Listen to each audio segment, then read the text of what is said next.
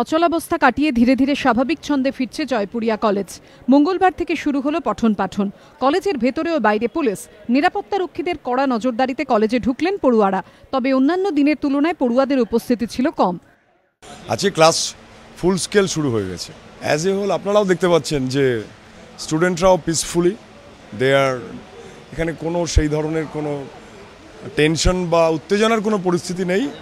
তবে সোমবারই অধ্যাপকরা হুঁশিয়ারি দেন, ফের হিংসার পুনরাবৃত্তি হলে কঠোর পদক্ষেপ নিতে হবে। পরবর্তীকালে যদি এইরকম কোনো হিংসাত্মক ঘটনা আবার ঘটে, তখন আবার জয়পুরিয়া কলেজকে হয়তো এই পদক্ষেপ নিতে হবে। শুক্রবার তৃণমূল ছাত্র পরিষদের গোষ্ঠী সংঘর্ষের জেরে অশান্ত হয়ে ওঠে জয়পুরিয়া কলেজ। পঠন পাঠন বন্ধ রাখার সিদ্ধান্ত নেয় কর্তৃপক্ষ। সূত্রের খবর, এই প্রেক্ষিতে কলেজের পরিচালন সমিতির সরকারি প্রতিনিধি শশী পাঁজার নাম প্রত্যাহারের সিদ্ধান্ত নিয়েছে উচ্চশিক্ষা দপ্তর। শিক্ষামন্ত্রী পুলিশকে বার্তা দিয়েছেন দোষীদের গ্রেফতারের। এই প্রেক্ষাপটেই মঙ্গলবার থেকে শুরু হলো কলেজের পঠন পাঠন। বুধবার ভারপ্রাপ্ত অধ্যক্ষ সান্ধ্য বিভাগের ইনচার্জের পদত্যাগ নিয়ে আলোচনা পরিচালন সমিতির বৈঠকে।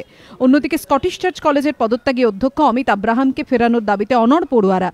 কলেজ সূত্রে খবর, প্রথম বর্ষে ভর্তি সহ কয়েকটি বিষয় নিয়ে চাপ তৈরি হওয়ায় কয়েকদিন আগে পদত্যাগ করেন অধ্যক্ষ।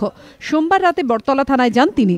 কলেজের সামগ্রিক পরিস্থিতির দায় ঘাড়ে নিয়ে তাকে গ্রেফতার করা হোক বলে দাবিও জানান পদত্যাগী অধ্যক্ষ।